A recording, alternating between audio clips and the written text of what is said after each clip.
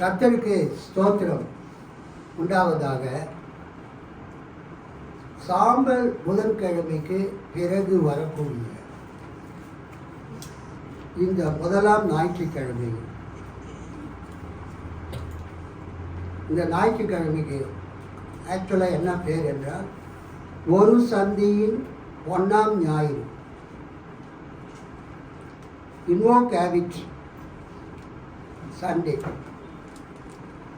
Invocavit Sunday, the first Sunday in Lent.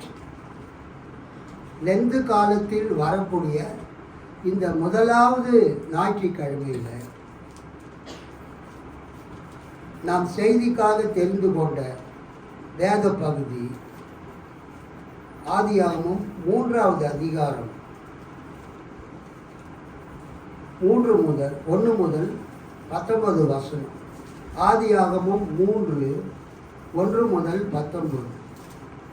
அதுக்கு முன்பதாக இந்த ஞாயிற்றுக்கிழமைக்கு பெயர் ஒரு சந்தியின் முதலாம் ஞாயிறு, Invocavit Sunday, first Sunday in Lent. Invocavit என்ற லத்தீன் வார்த்தைக்கு அவன் என்னை நோக்கி கூப்பிடுவான், அவன் என்னை நோக்கி கூப்பிடுவான் என்று பொருளாகும். ஆகவே தான் நாம் சங்கீதம் 91 இன்றைக்கு நாம் மாறி மாறி வாசித்தோம். சங்கீதம் 91 வரக்கூடிய வார்த்தை அவன் என்னை நோக்கி கூப்பிடுவான், நான் அவனுக்கு உத்தரவு அருளி செய்வேன். அவன் என்னை நோக்கி கூப்பிடுவான், நான் அவனுக்கு மறு உத்தரவு அருளி செய்வேன். அவன் என்னை நோக்கி கூப்பிடுவான் என்ற அந்த வசனத்துக்கு தான், வார்த்தைக்கு தான் லத்தீன் மொழியில் இன்வோகேவிட் என்று பெயர். அல்லேலூயா, கர்த்தருக்கு ஸ்தோத்திரம். நாம் பழைய திருப்புதலில் வாசித்த பிறகு திருவிவிலியம் பொது மொழிபெயர்ப்பின் அடிப்படையில் நாம் சிந்திக்கலாம். ஆதியாகமம் 3வது அதிகாரம் 1 முதல்.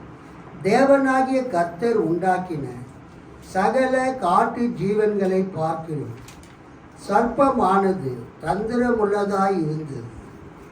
அது ஸ்திரீயை நோக்கி, நீங்கள் தோட்டத்தில் உள்ள சகல விருட்சங்களின் கனியையும் புசிக்க வேண்டாம் என்று தேவன் சொன்னது உண்டோ என்றது. ஸ்திரீ சர்ப்பத்தை பார்த்து, நாங்கள் தோட்டத்தில் உள்ள விருட்சங்களின் கனிகளை புசிக்கலாம், ஆனாலும் தோட்டத்தின் நடுவில் இருக்கிற விருட்சத்தின் கனியை குறித்து தேவன் நீங்கள் சாகாதபடிக்கு அதை புசிக்கவும் அதை தொடவும் வேண்டாம் என்று சொன்னார் என்றால். அப்பொழுது சர்ப்பம் ஸ்திரீயை நோக்கி, நீங்கள் சாகவே சாவதில்லை, நீங்கள் இதை புசிக்கும் நாளிலே உங்கள் கண்கள் திறக்கப்படும் என்றும் நீங்கள் நன்மை தீமை அறிந்து தேவர்களைப் போல் இருப்பீர்கள் என்றும் தேவன் அறிவார் என்றது. அப்பொழுது ஸ்திரீயானவள், அந்த விருட்சம் புசிப்புக்கு நல்லதும் பார்வைக்கு இன்பமும் புத்தியை தெளிவிக்கிறதற்கு இச்சிக்கப்படத்தக்க விருட்சமாய் இருக்கிறது என்று கண்டு அதன் கனியை பறித்து புசித்து தன் புருஷனுக்கும் கொடுத்தாள், அவனும் புசித்தான். அப்பொழுதே அவர்கள் இருவருடைய கண்களும் திறக்கப்பட்டது, அவர்கள் தாங்கள் நிர்வாணிகள் என்று அறிந்து அத்தி இலைகளை தைத்து தங்களுக்கு அரை கச்சைகளை உண்டு பண்ணினார்கள்.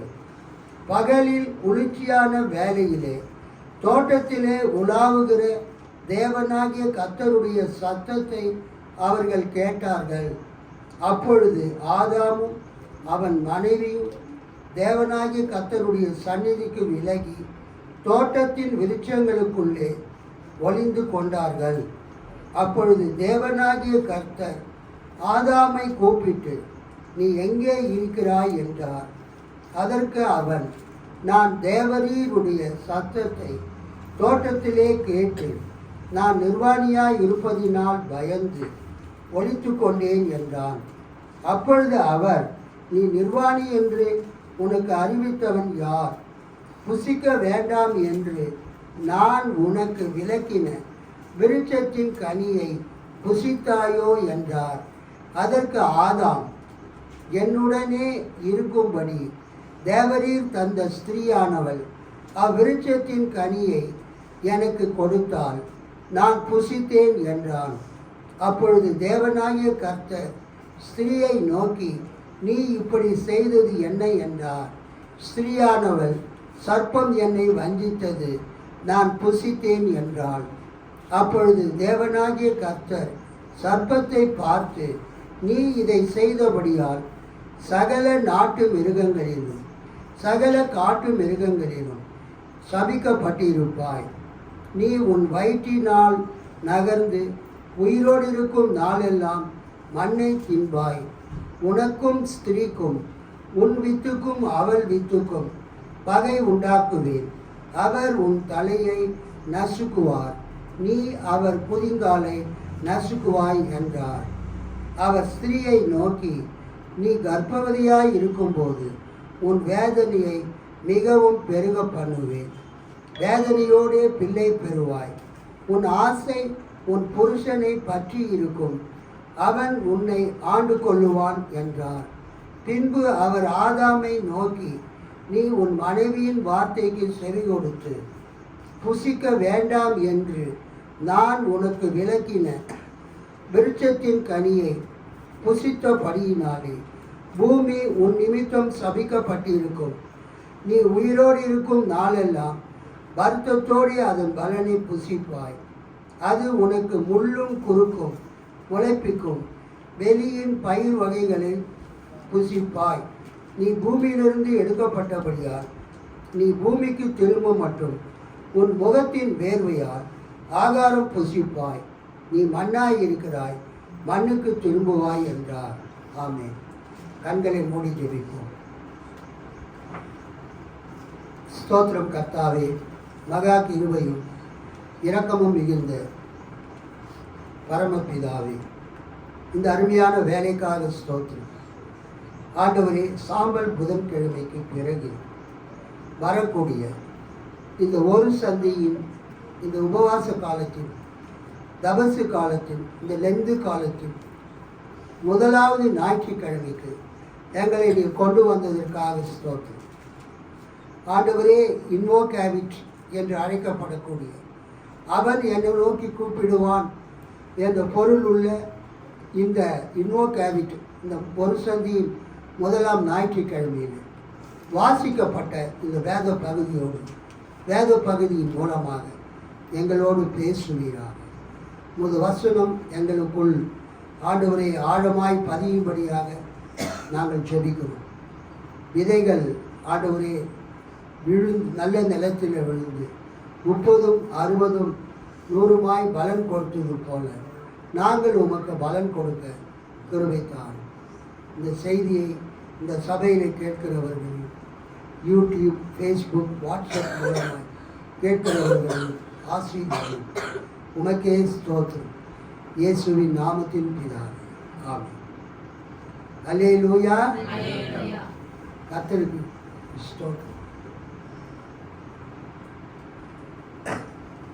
நேற்றைய தினம் நான் யோசித்துக் கொண்டிருந்தேன். இயேசு கிறிஸ்து இந்த உலகத்தில் பிறந்து சிலுவையிலே மரித்ததினால் மனிதர்களாகி நமக்கு கிடைத்தது என்ன? இயேசு இந்த உலகத்தில் வந்து சிலுவையில் மரித்ததினால் மனிதர்களாகி நமக்கு என்ன கிடைத்தது என்ற ஒரு தலைப்பை நான் சிந்தித்து கொண்டிருந்தேன். கிறிஸ்து சிலுவையில் மரித்ததினால் நமக்கு என்ன கிடைத்தது? அதைத்தான் இன்றைக்கு நான் பேச வேண்டும் என்று நான் தீர்மானித்திருந்தேன்.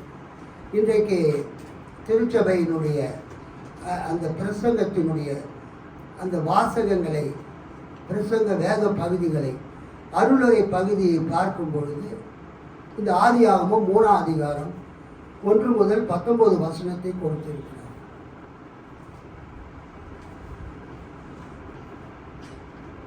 நான் சிந்தித்ததற்கும் இந்த வசனத்தில் இருக்கிறதற்கும் தொடர்பு இருக்கிறது. அல்லேலூயா. இயேசு இந்த பூமியில பிறந்ததுனால நமக்கு என்ன கிடைச்சது? அல்லேலூயா. இயேசு இந்த பூமியில பிறந்ததுனால நமக்கு என்ன கிடைத்தது? இயேசு சிலுவையில மரித்து நமக்கு என்ன செய்தார்? அதைத்தான் நாம் இங்கு பார்க்கிறோம். நாம் வாசித்த ஆதியாகமம் 3ஆம் அதிகாரம் 15ஆம் வசனத்தில், உனக்கும் ஸ்திரீக்கும் உன் வித்துக்கும் அவள் வித்துக்கும் பகை உண்டாக்குவேன், அவர் உன் தலையை நசுக்குவார், நீ அவர் குதிங்காலை நசுக்குவாய் என்றார். இந்த ஆதியாகமம் 3ஆம் அதிகாரம் 15வது வசனம் முதலாவது அறிவிக்கப்பட்ட மீட்பின் செய்தியாகும். கைகளை தட்டி ஆண்டவரை மகிமைப்படுத்தும். இந்த உலகத்திலே இயேசு கிறிஸ்து அவர் பிறந்து மக்களை சாத்தானிடத்தில் இருந்தும் பாவத்தில் இருந்தும் பாவத்தினுடைய அடிமைத்தனத்தில் இருந்தும் மீட்கப் போகிறார், மீட்டு விடுதலை கொடுக்க போகிறார். First proclaimed gospel of redemption. முதலாவது அறிவிக்கப்பட்ட மீட்பின் செய்தி ஆதியாகமம் 3:15. இதை யார் அறிவித்தது? பிதாவாகிய தேவன். அல்லேலூயா. தேவனே இதை அறிவிக்கிறார். இந்த உலகத்தில் இயேசு பிறந்து சாத்தானுக்கும் சாத்தானுடைய அடிமைத்தனத்திற்கும் பாவத்திற்கும் பாவத்தின் வல்லமைக்கும் அடிமைப்பட்டிருக்கிற மக்களை இயேசு விடுதலையாக்கப் போகிறார் தமது மரணத்தின் மூலமாக. அதை நாம் பார்ப்பதற்கு முன்பதாக இந்த ஆதியாகமம் 1, 2, 3 அதிகாரங்களை குறித்து சுருக்கமாக உங்களுக்கு சொல்ல விரும்புகிறேன். ஆதியாகமம் 1வது அதிகாரத்திலேயும் ஒரு சிருஷ்டிப்பின் வரலாறு எழுதப்பட்டிருக்கிறது. ஆதியாகமம் 1ஆம் அதிகாரத்திலேயும் ஒரு சிருஷ்டிப்பின் வரலாறு எழுதப்பட்டிருக்கிறது. Creation story is written in the first chapter of Genesis. இந்த ஆதியாகமம் 1வது அதிகாரத்தை எழுதியவர் ஒரு ஆசாரியர் என்று சொல்லப்படக்கூடியது. அதை ஆசாரிய மரபு என்று சொல்லுகிறார்கள். ஒரு பிரீஸ்ட், ஒரு ஆசாரியரால் இந்த 1ஆம் அதிகாரம் எழுதப்பட்டிருக்க வேண்டும். அதற்கு பெயர், டெக்னிக்கல் நேம், ப்ரீ மரபு, ப்ரீ ட்ரெடிஷன், ப்ரீஸ்டி ட்ரெடிஷன். அல்லது இந்த 1ஆம் அதிகாரத்தை எழுதுவதற்கு எது மூலமாக இருந்தது? ஒரு பி மூலம், ஒரு ஆசாரிய மூலம், பி சோர்ஸ் ஆதாரமாக இருந்தது. பி மரபு.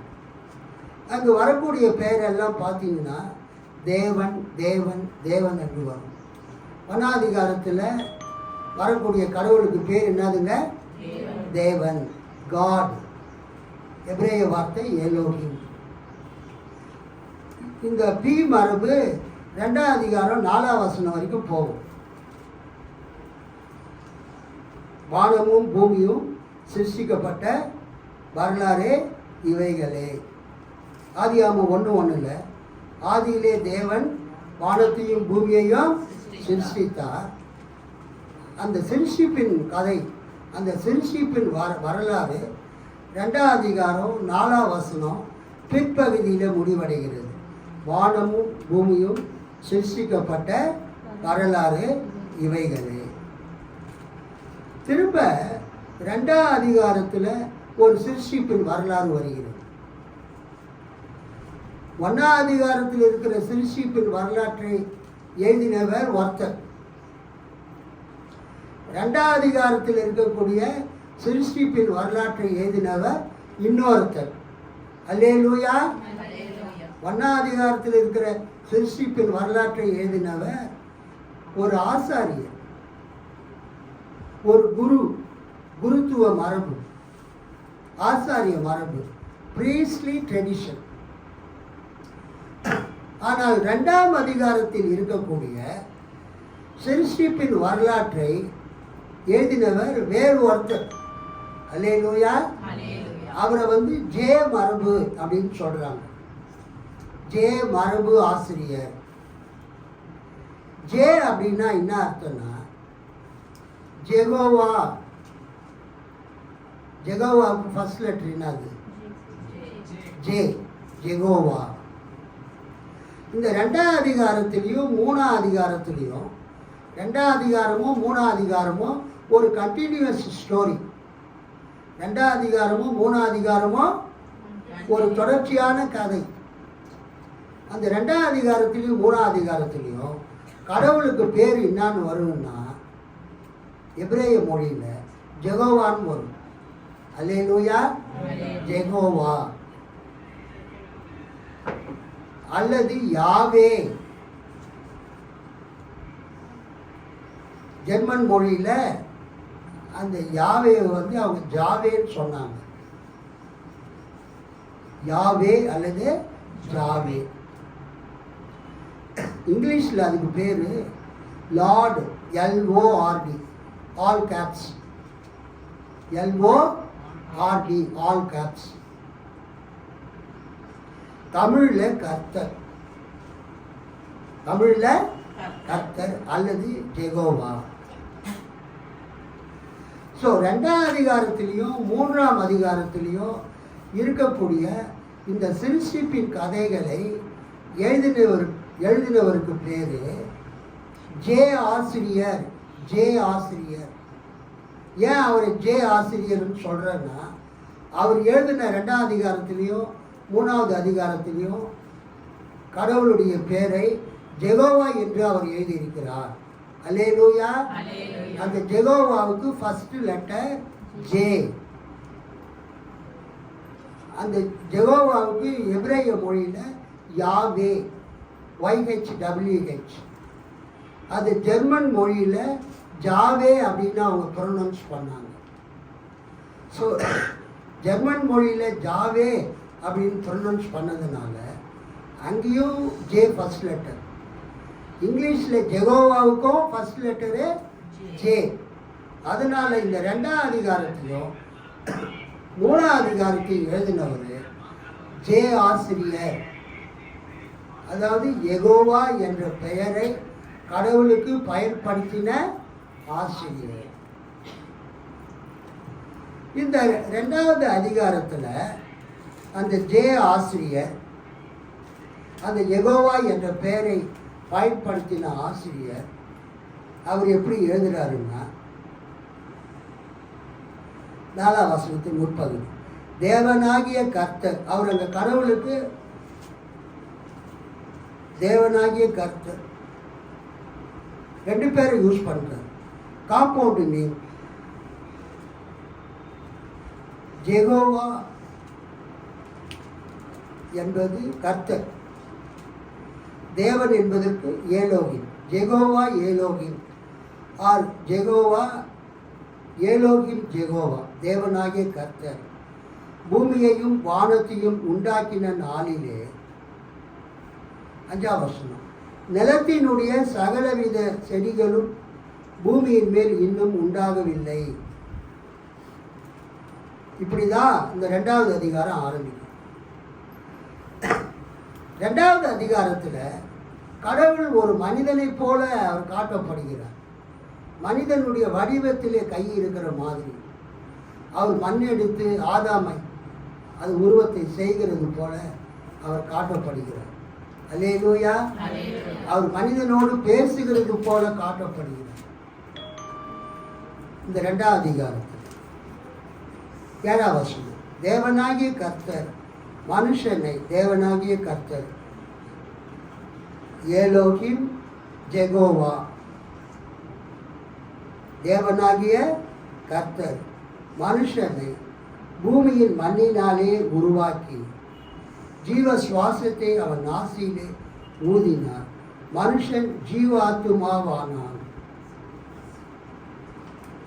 தேவனாகிய கர்த்தர் கிழக்கே ஏதேன் என்னும் ஒரு தோட்டத்தை உண்டாக்கி தாம் உருவாக்கின மனுஷனை அதிலே வைத்தார். தேவனாகிய கர்த்தர் பார்வைக்கு அழகும் புசிப்புக்கு நலமுமான சகலவித விருட்சங்களையும் தோட்டத்தின் நடுவிலே ஜீவ விருட்சத்தையும் நன்மை தீமை அறியத்தக்க விருட்சத்தையும் பூமியிலிருந்து முளைக்க பண்ணினார். அல்லேலூயா. கர்த்தருக்கு ஸ்தோத்திரம். 15ஆம் வசனம். தேவனாகிய கர்த்தர் மனுஷனை ஏதேன் தோட்டத்தில் அழைத்து கொண்டு வந்து அதை பண்படுத்தவும் காக்கவும் வைத்தார். தேவனாகிய கர்த்தர் மனுஷனை நோக்கி, நீ தோட்டத்தில் உள்ள சகல விருட்சத்தின் கனியையும் புசிக்கவே புசிக்கலாம், ஆனாலும் நன்மை தீமை அறியத்தக்க விருட்சத்தின் கனியை புசிக்க வேண்டாம். அதை நீ புசிக்கும் நாளில் சாகவே சாவாய் என்று கட்டளையிட்டார். பின்பு தேவனாகிய கர்த்தர் மனுஷன் தனிமையாய் இருப்பது நல்லதல்ல, ஏற்ற துணையை அவனுக்கு உண்டாக்குவேன் என்றார். 21ஆம் வசனம். அப்பொழுது தேவனாகிய கர்த்தர் ஆதாமுக்கு அயர்ந்த நித்திரையை வரப்பண்ணினார். அவன் நித்திரை அடைந்தான். அவர் அவன் விலா எலும்புகளில் ஒன்றை எடுத்து அந்த இடத்தை சதையினால் அடைத்தார். தேவனாகிய கர்த்தர் தாம் மனுஷனில் எடுத்த விலா எலும்பை மனுஷியாக உருவாக்கி அவளை மனுஷனிடத்தில் கொண்டு வந்தார். அப்பொழுது ஆதாம், இவள் என் எலும்பில் எலும்பும் என் மாம்சத்தில் மாம்சமுமாய் இருக்கிறாள். இவள் மனுஷனில் எடுக்கப்பட்டபடியால் மனுஷி எனப்படுவாள் என்றான். இது நிமித்தம் புருஷன் தன் தகப்பனையும் தன் தாயையும் விட்டு தன் மனைவியோடு இசைந்திருப்பான், அவர்கள் ஒரே மாம்சமாய் இருப்பார்கள். ஆதாமும் அவன் மனைவியுமாகிய இருவரும் நிர்வாணிகளாய் இருந்தும் வெட்கப்படாதிருந்தார்கள். ஒரு அல்லேலூயா சொல்லாமா? ஸோ ஆதியாகம புஸ்தகத்தில் முதல் 2 அதிகாரம் சிருஷ்டிப்பின் கதைகள் இருக்கிறது. தேவன் எவ்வாறு இந்த வானத்தையும் பூமியையும் பிரபஞ்சத்தையும் இந்த உலகத்தில் இருக்கிற மனிதர்களையும் மிருக ஜீவன்களையும் மரம் செடி கொடிகள் பறவைகள் தண்ணீரில் ஊறுவனவைகள் எல்லாவற்றையும் எப்படி படைத்தார் என்கிற அந்த சிருஷ்டிப்பின் வரலாறு எங்கு கொடுக்கப்பட்டிருக்கிறது? ஆதியாகமம் 1ஆம் அதிகாரத்திலையும் 2ஆம் அதிகாரத்திலையும் இருக்குது. ஆனால் 1ஆம் அதிகாரத்தை எழுதினவர் வேறு, 2ஆம் அதிகாரத்தை எழுதினவர் வேறு. 1ஆம் அதிகாரத்தை எழுதினவர் தேவன் என்ற வார்த்தையை, ஏலோகிம் என்ற வார்த்தையை பயன்படுத்தி தேவனுக்கு எழுதுகிறார். 2ஆம் அதிகாரத்தை எழுதினவர் தேவனாகிய கர்த்தர் ஏலோகிம் ஜெகோவா என்ற வார்த்தையை பயன்படுத்தி 2ஆம் அதிகாரத்தை எழுதுகிறார். தொடர்ச்சியாக 3ஆம் அதிகாரமும் வருகிறது. ஸோ இந்த 2ஆம் அதிகாரமும் 3வது அதிகாரமும் ஒரு கண்டினியூவஸ் ஸ்டோரி, ஒரு தொடர் கதை. ஒரு அல்லேலூயா சொல்லாம? 2ஆம் அதிகாரமும் 3வது அதிகாரமும் தொடர்ச்சியான கதை, கண்டினியூவஸ் ஸ்டோரி. ஸோ அந்த 2வது அதிகாரத்தில் கடவுள் என்ன செய்கிறார்? அந்த 15, 16, 17 பார்த்தீங்கன்னா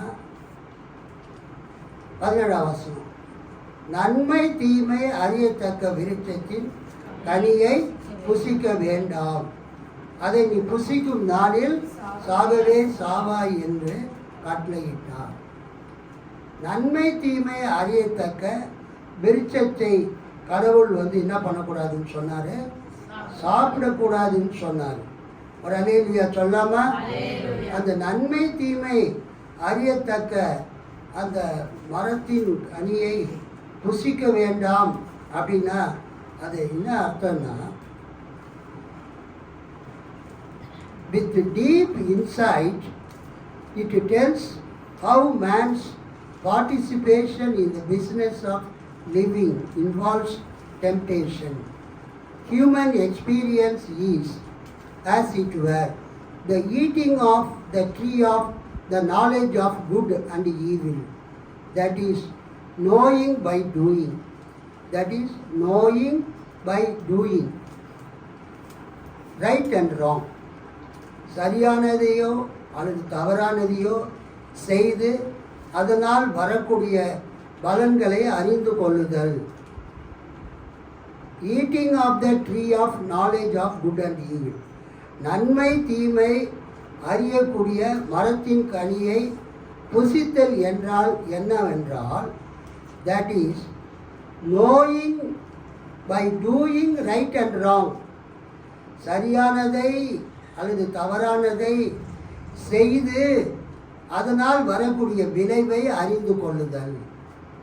knowing by doing, knowing by doing right and wrong, சரியானதை அல்லது தவறானதை செய்வதால் வரும் பலனை நாம் அறிந்து கொள்ளுதல்.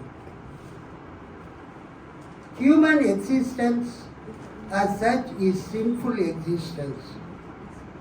Man is guilty because though he is potentially capable of exercising the divine lordship, he fails because he does not exercise dominion over himself. இந்த நன்மை தீமை அறியத்தக்க விருட்சத்தின் கனியை புசித்தல் என்பது எதை குறிக்கிறது என்றால், ஒரு மனிதன் நன்மையையோ தீமையையோ செய்து அதனால் வரக்கூடிய பலன்களை அவன் அனுபவத்தால் தெரிந்து கொள்ளுதல். அல்லேலூயா, கர்த்தருக்கு ஸ்தோத்திரம்.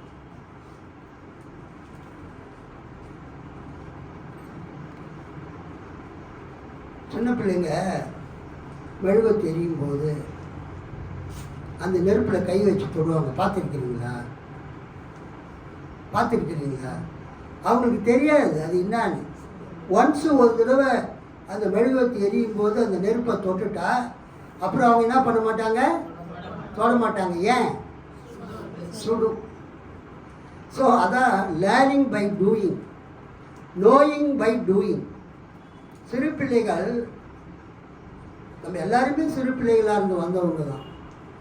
எல்லாமே இப்படி தான் கற்றுக்கொண்டோம். பல காரியங்களை செய்து செய்து தான் நம்ம என்ன பண்ணோம்? கற்றுக்கொண்டோம். இன்னைக்கு ஆண்டவர் அந்த 17ஆம் வசனத்தில் அவர் சொல்றாரு, நன்மை தீமை அறியத்தக்க விருட்சத்தின் கனியை புசிக்க வேண்டாம், அதை நீ புசிக்கும் நாளில் சாகவே சாவாய் என்று கட்டளை. ஆண்டவர் தோட்டத்தில் நிறைய மரம் செடி கொடிகளை உண்டாக்கினார். எல்லாத்தையும் சாப்பிடலாம், ஆனால் எதை மட்டும் சாப்பிடக்கூடாது? நன்மை தீமை அறியத்தக்க விருட்சத்தினுடைய மரத்தினுடைய கனியை தான் சாப்பிடக்கூடாதுன்னு சொன்னார். ஆனால் இங்கு சாத்தான் என்ன பேசுகிறா பாருங்க. இந்த 3ஆம் அதிகாரத்தில் எதை பற்றி வருகிறது என்றால் சோதனையை பற்றி வருகிறது. அதுக்கு முன்பதாக இந்த மனிதனுடைய வீழ்ச்சி. 3ஆம் அதிகாரத்தினுடைய தலைப்பு என்னதுங்க? ஆமாம், fall of man, fall of humankind. மனிதன் பாவத்திலே விழுந்த நிகழ்ச்சி இந்த 3ஆவது அதிகாரத்திலே கொடுக்கப்பட்டிருக்கு. மனிதன் பாவத்தில் விழுந்ததற்கு காரணம் மனிதனுடைய கீழ்ப்படியாமை. அல்லேலூயா. மனிதன் பாவத்தில் விழுந்ததற்கு காரணம் மனிதனுடைய கீழ்ப்படியாமை, disobedience of man. அந்த மேன் என்றால் மேன் மட்டும் இல்லை, அங்கே உமனும் வராங்க. அந்த பழத்தை பறித்து சாப்பிட்டதே ஃபர்ஸ்ட் யாரு? உமன் தான். யாரு? ஏவாள் தான். ஆனால் பைபிளில் எப்படி தலைப்பு கொடுத்துருக்குறாங்க? மனிதனின் கீழ்ப்படியாமை. திருவிவிலியம் பொது மொழிபெயர்ப்புல 3ஆம் அதிகாரத்தில் கொடுக்கப்பட்டிருக்கிற தலைப்பு மனிதனின் கீழ்ப்படியாமை. அங்கு மனிதன் என்பது ஆணை மட்டும் குறிப்பிடவில்லை, அவனோடு இருக்கிற பெண்ணையும் குறிப்பிடுகிறது. அந்த ஏவாள் ஆதாம், ஆதாம் ஏவாள் 2 பேரும் தான் அந்த பாவத்தை செய்தாங்க. 2 பேரும் தான் கீழ்ப்படியாமல் போனாங்க. முதலாவது கீழ்ப்படியாமைக்குள் போனவன் ஏவாள். அவளுடைய பேச்சை கேட்டு கீழ்ப்படியாமை செய்தவன் ஆதாம். 3ஆம் அதிகாரத்தில் நம்ம பார்க்கிற தலைப்பு ஃபால் ஆஃப் மேன், மனிதனுடைய வீழ்ச்சி. பாவத்தில் மனிதன் எப்படி விழுந்தான் என்பதை ஆதியாகமம் 3ஆம் அதிகாரத்தில் நாம் பார்க்கிறோம். நான் சொன்னேன் நேற்று என்ன நான் யோசிச்சுட்டு இருந்தேன், இயேசு கிறிஸ்து இந்த உலகத்துக்கு எதற்காக வந்தார்? அதுக்கு பதில், பாவத்தில் விழுந்து போன மனிதர்களை மீட்கும்படியாக இயேசு இந்த உலகத்துக்கு வந்தார். பாவத்திலே விழுந்து போன மனிதர்களை மீட்கும்படியாக இயேசு இந்த உலகத்துக்கு வந்தார். Fall of man. 2வது, இந்த 3ஆம் அதிகாரத்தில் நம்ம என்ன பார்க்குறோன்னா, மனிதன் பாவத்தில் வீழ்வதற்கு சாத்தான் கொண்டு வந்த சோதனை ஒரு காரணமாக இருக்கிறது. மனிதன் பாவத்தில் வீழ்வதற்கு எது காரணமாக இருக்கிறது? சாத்தான் கொண்டு வந்த சோதனை.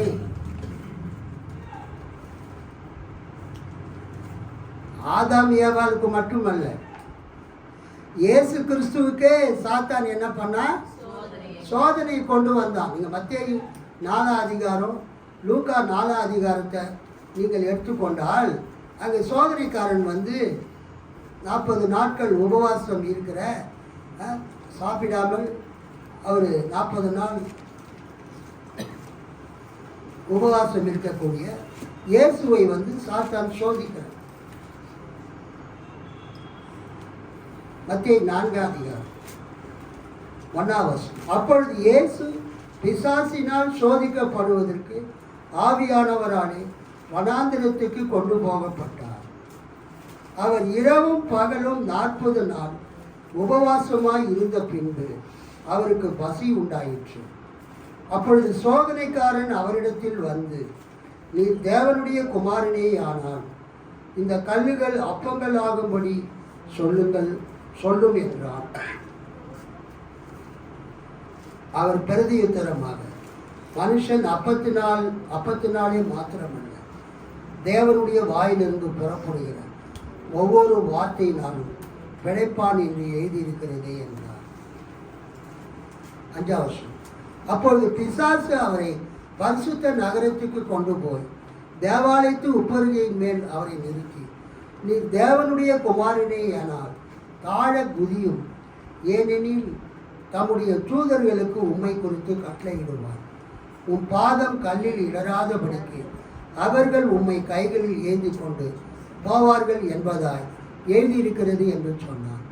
அதற்கு இயேசு, உன் தேவனாகிய கர்த்தரை பரீட்சை பாராதிருப்பாயாக என்றும் எழுதியிருக்கிறதே என்றார்.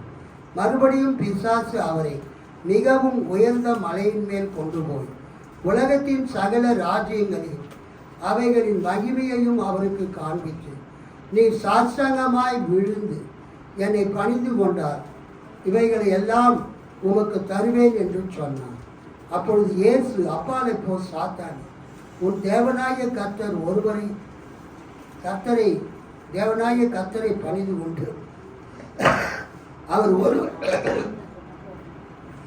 ஒருவருக்கே ஆராதனை செய்வாயாக என்று எழுதியிருக்கிறதே என்றார். அப்பொழுது பிசாசானவன் அவரை விட்டு விலகி போனான். உடனே தேவ தூதர்கள் அவருக்கு பணிவிடை செய்தார்கள். தேங்க்யூ. கைத்தட்டி ஆண்டவர் மகிழ்ப்படுத்தும். லூக்கா 4ஆம் அதிகாரம். லூக்கா 4ஆம் அதிகாரம்.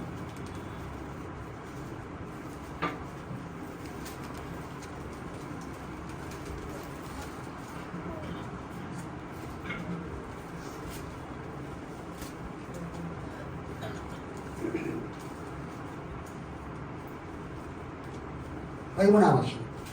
பிசாசானவன் சோதனையெல்லாம் முடித்த பின்பு சில காலம் அவனை விட்டு விலகி போனான். அல்லேலூயா. ஆதியாகமம் 3ஆம் அதிகாரத்தில் அந்த சர்ப்பம் வந்து 3 சோதனைகளை யாவாளுக்கு காட்டுகிறான். என்னது? 3 சோதனைகளை. 6ஆம் வசனம், ஆதியாகமம் 3:6. அப்போது ஸ்திரீயானவள் அந்த விருட்சம் புசிப்புக்கு நல்லது, முதல் சோதனை. பார்வைக்கு இன்பமும், 2வது சோதனை. புத்தியை தெளிவிக்கிறதற்கு இச்சிக்கப்படத்தக்க விருட்சம், 3வது சோதனை. ஆதியாகமம் 3ஆவது அதிகாரத்தில் 3 சோதனை வருகிறது. அல்லேலூயா. மத்தேயு 4ஆம் அதிகாரத்திலையும் லூக்கா 4வது அதிகாரத்திலையும் இயேசுவுக்கு 3 சோதனை வருகிறது. ஆதியாகமம் 3ஆம் அதிகாரத்தில் வரக்கூடிய ஆதாம் முந்தின ஆதாம், ஃபர்ஸ்ட் ஆடம். மத்தேயுலையும் லூக்காவிலையும் வரக்கூடிய ஆதாம், ஆதாம்னா மனிதன், செகண்ட் ஆடம், செகண்ட் மேன், பிந்தின ஆதாம். இயேசு கிறிஸ்துவுக்கும் 3 சோதனை வந்தது. அல்லேலூயா. கர்த்தருக்கு ஸ்தோத்திரம். இயேசு கிறிஸ்துவுக்கும் 3 சோதனை வந்தது. அந்த யாவாளுக்கும் 3 சோதனை வந்தது. ஆதியாகமம் 3ஆம் அதிகாரத்தில் 3 சோதனை வருகிறது. மத்தேயு லூக்காவில் இயேசுவுக்கு 3 சோதனை வருகிறது. ஆனால் இயேசு ஜெயித்தார். அல்லேலூயா. இயேசு சாத்தானை ஜெயித்தார். ஆனால் முதல் சோதனையில் let us take ஈவ், யாவால்னே எடுத்துக்கொள்ளும். ஆனால் யாவாளுக்கு அந்த சோதனை வந்தபோது சாத்தான் இடத்திலிருந்து அந்த சோதனையில் அவள் தோல்வி அடைந்தாள். அவளோடு கூட ஆதாமும் தோல்வி அடைந்தான். அவன் என்ன பண்றா? ஆதியாகமம் 3ஆம் அதிகாரத்தில் கர்த்தருக்கு ஸ்தோத்திரம். அந்த மரத்தின் கனி உண்பதற்கு சுவையானதாகவும், கண்களுக்கு களிப்பூட்டுவதாகவும், அறிவு பெறுவதற்கு விரும்பத்தக்கதாகவும் இருந்ததை கண்டு. 3 சோதனை. அந்த மரத்தின் கனி உண்பதற்கு, சாப்பிடுவதற்கு சுவையானதாகவும். பொதுவாக எல்லாருக்குமே ஒரு நல்ல சுவையான ஆகாரத்தை கொடுத்தால் விரும்பி சாப்பிடுவாங்க. என் ஃப்ரெண்டு ஒருத்தர் இருந்தார், மார்க் படையாச்சி, சவுத் ஆப்பிரிக்கன். அவர் அடிக்கடி சொல்வார், to enter into a man's heart. பெண்கள் தெரிஞ்சுக்குங்க. அந்த மரத்தின் கனி, 6ஆம் வசனம், அந்த மரத்தின் கனி உண்பதற்கு சுவையானதாகவும், கண்களுக்கு களிப்பூட்டுவதாகவும், அறிவு பெறுவதற்கு விரும்பத்தக்கதாகவும் இருந்ததை கண்டு பெண் அதனை பறித்து உண்டாள். அதை தன்னுடன் இருந்த தன் கணவனுக்கும் கொடுத்தாள்.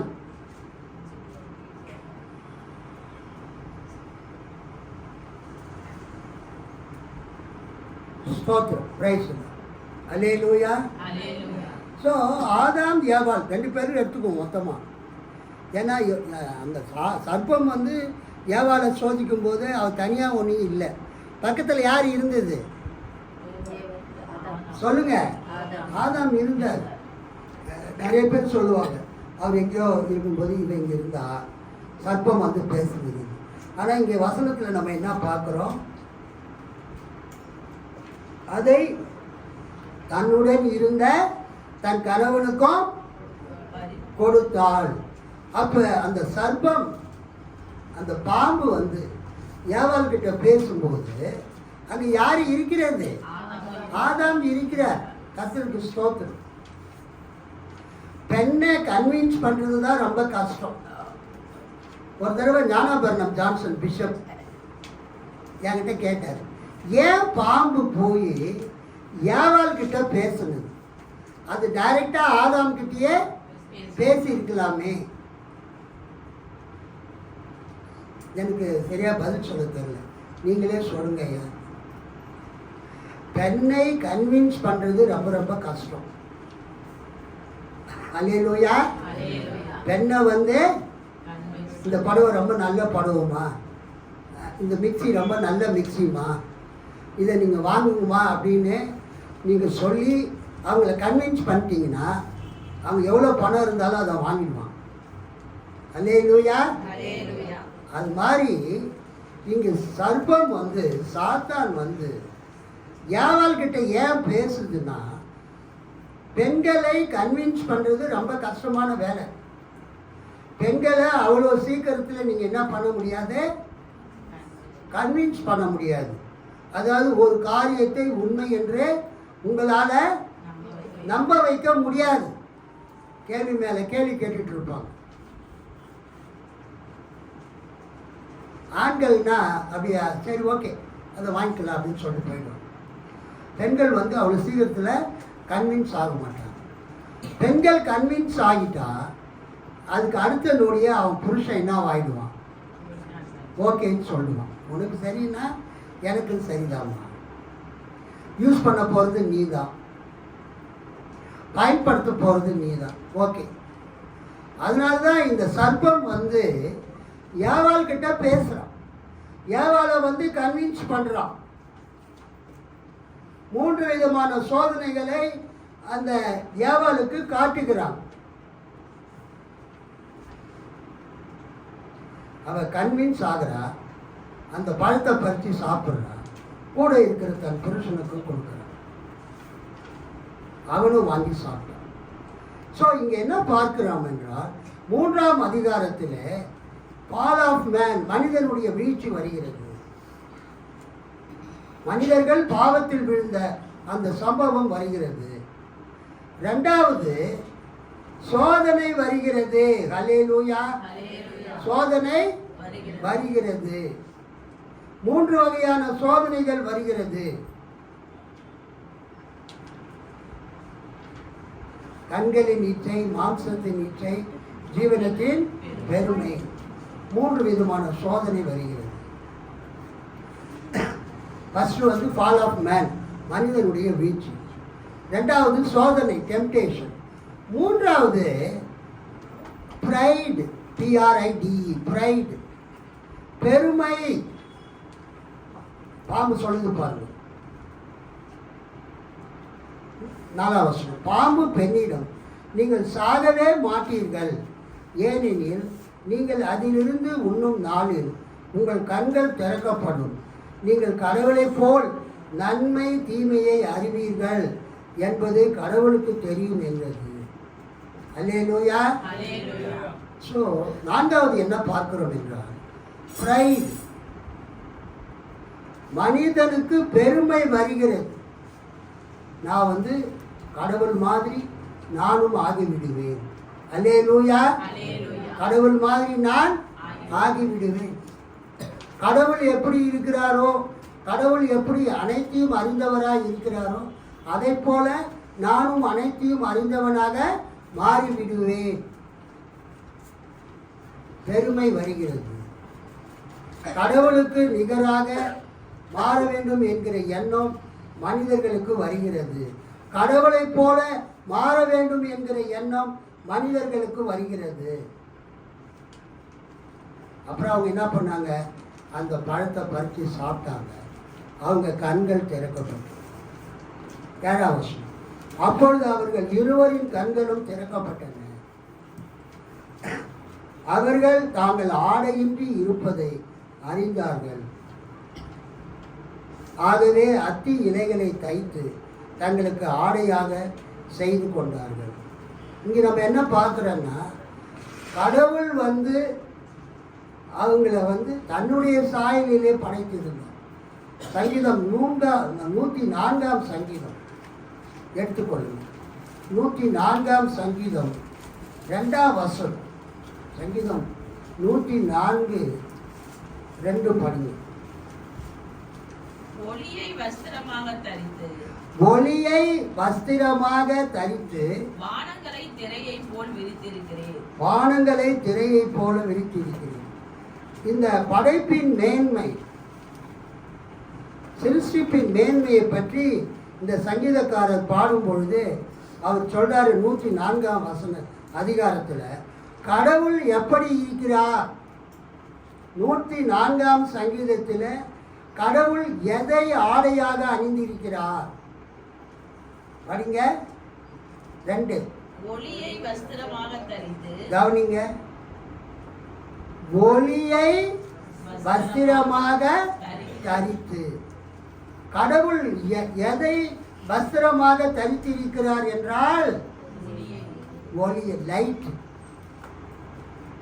அந்த மறுரூப மலையில கூட நீங்க பார்க்கும்போது இயேசுவினுடைய அந்த முக ரூபம் எப்படி மாறுகிறது.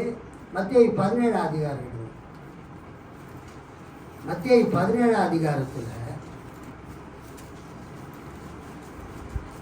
2ஆம் வசனம் படிங்க. அவர்களுக்கு முன்பாக மறுரூபமானார். அவர் முகம் சூரியனை போல பிரகாசித்தது.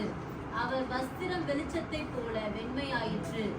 அவருடைய வஸ்திரம் வெளிச்சத்தை போல வெண்மையாயிற்று. ஆமா, அவருடைய ஆடைகள் ஒளி போன்று வெண்மையாயின.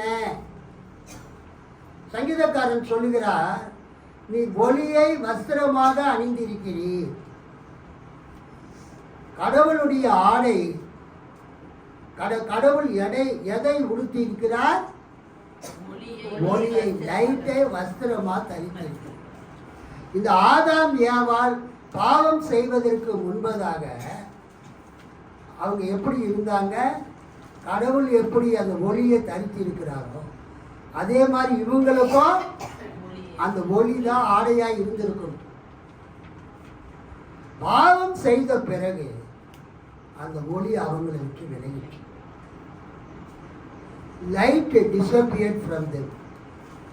அதுக்கு முன்னால ஆதாம் ஏவாளுக்கு அவங்க நிர்வாணத்தை எது மூடி இருந்தது? ஒளி, த லைட்.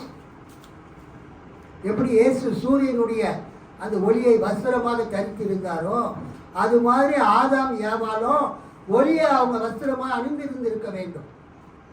ஆனால் பாவம் செய்த பிறகு அந்த ஒளி விலகியது. disappeared from them. அவங்க நிர்வாணிகளாக இருக்கிறார்கள், ஆடை இல்லாமல் இருக்கிறார்கள். ஆகவே அத்தி இலைகளை பறித்து அதை தரித்து கொண்டார். ஸோ ஃபஸ்ட்டு 3ஆம் அதிகாரத்தில் ஃபால் ஆஃப் மேன், மனிதனுடைய வீழ்ச்சி.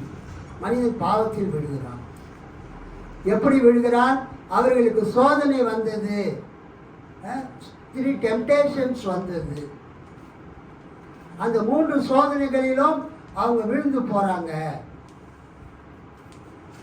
அந்த வீழ்ந்து போவதற்கு காரணம் அவங்க இதயத்தில் ஏற்பட்ட பெருமை, பிரைட். யார் மாதிரி மாறணும்? தேவனை போல, கடவுள் மாதிரி. அனைத்தையும் அறியக்கூடிய அறிவு நமக்கு வேண்டும் என்று அவங்க தேவனை போல மாற விரும்பினாங்க. அந்த பழத்தை சாப்பிட்டாங்க. அவங்களை சுற்றிலும் இருந்த ஒளியாகிய வஸ்திரம் அவர்களை விட்டு விலகி போனது. ஆடைகள் இன்றி நிர்வாணியாய் இருக்கிறதை கண்டார்கள். அத்திலைகளை பறித்து தைத்து வஸ்திரமாக அணிந்து கொண்டார். அப்போ ஆண்டவர் அவங்க கிட்ட வராரு, அவங்கள கேட்குறாரு. 8ஆம் வருஷம், வெண்காற்று வீசிய பொழுது தோட்டத்தில் ஆண்டவராகிய கடவுள் உலவி கொண்டிருந்தார். அந்த ஓசை கேட்டு மனிதனும் அவன் மனைவியும் ஆண்டவராகிய கடவுளின் திருமுன்னிருந்து விலகி தோட்டத்தின் மரங்களுக்கு இடையே ஒளிந்து கொண்டனர். ஆண்டவராகிய கடவுள் மனிதனை கூப்பிட்டு, நீ எங்கே இருக்கிறாய் என்று கேட்டார். அதற்கு மனிதன், உன் குரல் ஒளியை நான் தோட்டத்தில் கேட்டேன், ஆனால் எனக்கு அச்சமாக இருந்தது, ஏனெனில் நான் ஆடையின்றி இருந்தேன், எனவே நான் ஒளிந்து கொண்டேன் என்றான். அதற்கு கடவுள், நீ ஆடையின்றி இருக்கிறாய் என்று உனக்கு சொன்னவன் யார்? நீ உண்ணக்கூடாது என்று நான் விலக்கிய மரத்திலிருந்து நீ உண்டாயோ என்று கேட்டார். அப்பொழுது அவன், என்னுடன் இருக்கும்படி நீ தந்த அந்த பெண்ணே மரத்தின் கனியை எனக்கு கொடுத்தால் நானும் உண்டேன் என்றான். ஆண்டவராகிய கடவுள், நீ ஏன் இவ்வாறு செய்தாய் என்று பெண்ணை கேட்டார். அதற்கு பெண், பாம்பு என்னை ஏமாற்றியது, நானும் உண்டேன் என்றார். ஒரு அல்லேலூயா சொல்லாமா? அல்லேலூயா. எல்லாருமே கடைசியா ஒருத்தர் மாதிரி ஒருத்தர் பழி போட்டு கடைசியா அந்த பெண் யாரை காமிக்கிறார்? பாம்பு தான் என்ன ஏமாற்றியது. அப்ப கடவுள் தண்டனை கொடுக்கிறார். கடவுளின் தீர்ப்பும் வாக்குறுதி. சர்ப்பத்திற்கு தண்டனை கொடுக்கிறாரு. இவர்கள் செய்த பாவத்திலிருந்து விடுவிக்கும்படியாக மீட்பராகிய கிறிஸ்து பிறக்கப் போகிறார் என்கிற முதலாவது நற்செய்தியை கர்த்தர் அறிவிக்கிறார். ஆண்டவராகிய கடவுள் பாம்பிடும், நீ இவ்வாறு செய்ததால் கால்நடைகள் காட்டு விலங்குகள் அனைத்திலும் சபிக்கப்பட்டிருப்பாய். உன் வயிற்றினால் ஊர்ந்து உன் வாழ்நாள் எல்லாம் புழுதியை தின்பாய். உனக்கும் பெண்ணுக்கும் உன் வித்துக்கும் அவள் வித்துக்கும் இடையே பகையை உண்டாக்குவேன். அவள் வித்து உன் தலையை காயப்படுத்தும், நீ அதன் குடிகாலை காயப்படுத்துவாய் என்றார். அல்லேலூயா. இயேசு கிறிஸ்து மரியாளின் மகனாக இந்த உலகத்தில் பிறக்கப் போகிறார். ஸ்திரீயின் வித்து. அல்லேலூயா. பெண்ணின் வித்து, பெண்ணின் மகன், மரியாளின் மகன், சன் ஆஃப் மேரி. இயேசு இந்த உலகத்தில் பிறந்து அவர் சிலுவையிலே தொங்கும் போது சாத்தானுடைய தலையை நசுக்க போகிறார். இயேசு சிலுவையிலே தொங்கும் போது அவருடைய கையிலும் அவருடைய கால்களிலும் ஆணிகளால் அடித்தார். ஆனால் இயேசு சிலுவையிலே தொங்கும் போது சாத்தானின் தலையை நசுக்கினார். இதுக்கு லத்தீன் வார்த்தை புரோட்டோ இவாஞ்சலியம். என்னதுங்க? Proto evangelium. ஆக்சுவலாக லாட்டின்ல புரோட் இவாஞ்சலியம் அப்படின்னு தான் இருக்கு. Proto evangelium or proto evangelium. First preached gospel of redemption. First preached gospel of redemption. மீட்பை பற்றிய முதலாவது அறிவிக்கப்பட்ட நற்செய்தி ஆதியாகமம் 3:15. அதனால்தான் திருச்சபை பெரியவர்கள் இன்றைக்கு இன்வோகேவிட் ஒரு சந்தியின் முதல் ஞாயிற்றுக்கிழமையில, இந்த உபவாச காலத்தின் முதல் ஞாயிற்றுக்கிழமையில 6 ஞாயிற்றுக்கிழமை இருக்கு ஈஸ்டருக்கு முன்னால். அந்த 6 ஞாயிற்றுக்கிழமையில இந்த முதல் ஞாயிற்றுக்கிழமையில பிரசங்கிக்கும்படியா என்ன அருளறை பகுதி கொடுத்துருக்குறாங்கன்னா ஆதியாகமம் 3:1-19. ஏன் இதை கொடுத்தாங்கன்னா இதுல தான் புரோட்டோ இவாஞ்சலியம் வருகிறது. அல்லேலூயா. மனிதர்களை மீட்கக்கூடிய முதலாவது அறிவிக்கப்பட்ட நற்செய்தி ஆதியாகமம் 3:15 வருகிறது. ஆதாம் ஏவாள் பாவம் செய்த பிறகு அந்த பாவத்துக்கான தண்டனைகளை கர்த்தர் கொடுக்கும் பொழுது சாத்தானுக்கும் கொடுக்கிறார், ஆதாமுக்கும் கொடுக்கிறார், ஏவாளுக்கும் கொடுக்கிறார், வாக்கு கொடுக்கிறார். மீட்பரை பற்றிய வாக்கை கொடுக்கிறார். என்ன வாக்கு? ஸ்திரீயின் வித்தாகிய இயேசு சாத்தானின் தலையை நசுக்குவார். வாசிப்போம். 1 யோவான் 3 அதிகாரம் 8 படிங்க. 1 யோவான் 3:8.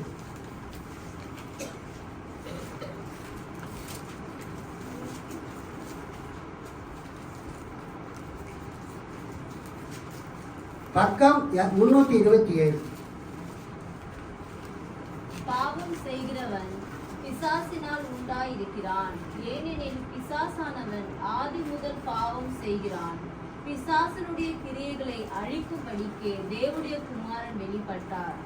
பிசாசானவன் ஆதி முதல் பாவம் செய்கிறான். அதுக்கு ஆதியாகமம் 3 அதிகாரம் தான் உதாரணம். ஆதாம் ஏவாள் ரொம்ப சந்தோஷமா இருந்தாங்க ஏதேன் தோட்டத்தில். அந்த ஏவாளை பாவம் பண்ண செஞ்சது யாரு? பிசாசு. பிசாசு, சாத்தான். அந்த இடத்துல அவன் சர்ப்பமாக காணப்படுகிறார். இங்க யோவான் பிசாசினே சொல்றார். பிசாசின் ஆதி, ஏனெனில் பிசாசானவன் ஆதி முதல் பாவம் செய்கிறான்.